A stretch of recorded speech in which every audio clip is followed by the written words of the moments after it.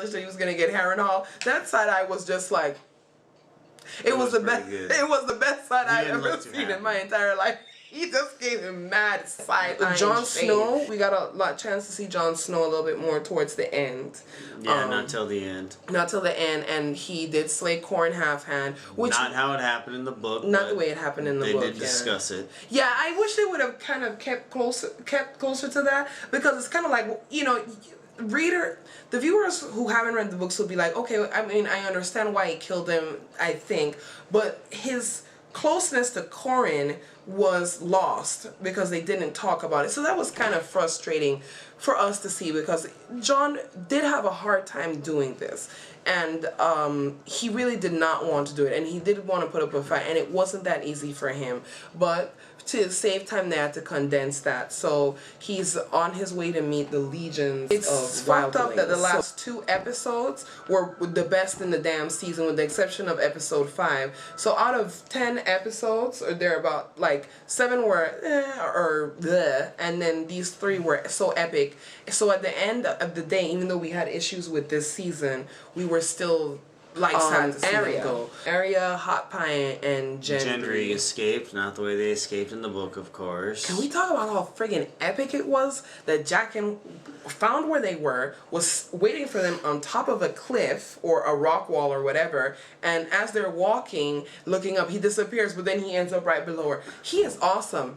Heartbroken. Love Tom Vlaschiha. I'm gonna go with that.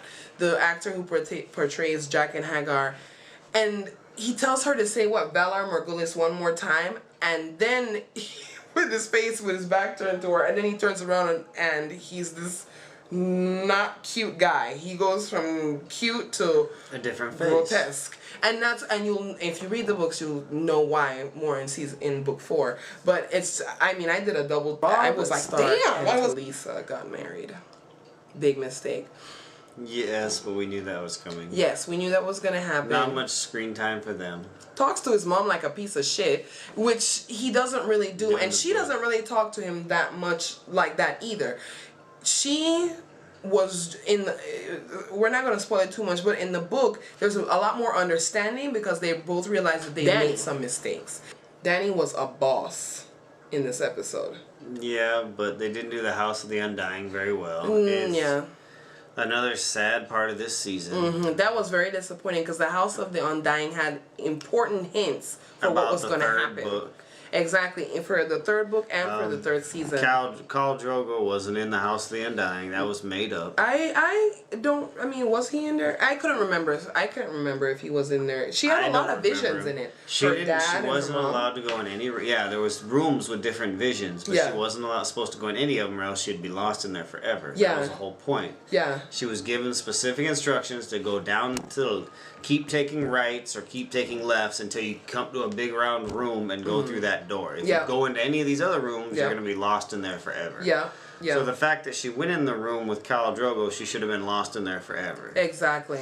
And then, of course, you know, we had... But she did burn that guy with the dragon. Oh, man. She was hardcore. Drogo did burn that guy. It's interesting to see how Dany went from really scared and pretty much almost raped in the 1st season to being this gangster mall in this season. She is not when she gets back, she realized that Xaro Joan Daxos was part of the plan, of course. So she gets his ass, finds Doria in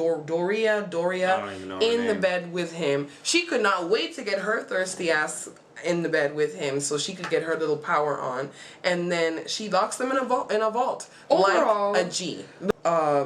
This season was a huge disappointment compared to season 1. It just a disappointment. Well, he said that. I would say it's a disappointment compared to season 1, but let's just hope that next season that they don't write themselves into these weird with the distractions, because there was too many distractions, and I felt like they could have gotten useless stuff they added when they stuck to the important stuff in season 1. Yeah. Where in this season they added useless crap and changed stuff. Yes. Uselessly changed stuff. Yes. From the books that was more important than how they changed it. Oh, how can we forget Theon? Oh, yeah. Theon. Yeah, that's right. His great speech. Oh yeah, his speech. Rallying the troops. Up. Yeah, he was like, and when they're with their lovers, they'll think about us when they're inside. Boop.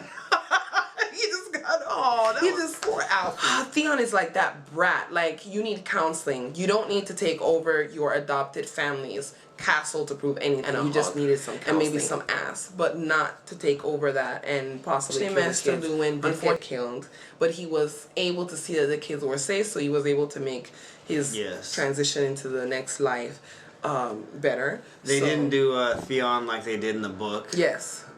His guys in the book didn't just knock him in the head, knock him out, and trade him to go home. That's not how it happened. Yeah. But this one was funnier though. Like they made it a lot much funnier. And they dragged his ass off. Like they didn't even pick him up. They were just like, oh. So who knows what's gonna happen to him? And quite frankly, even in book 4, well halfway, into it, over halfway, we don't know what's up with him. And then of course we can't forget Brienne.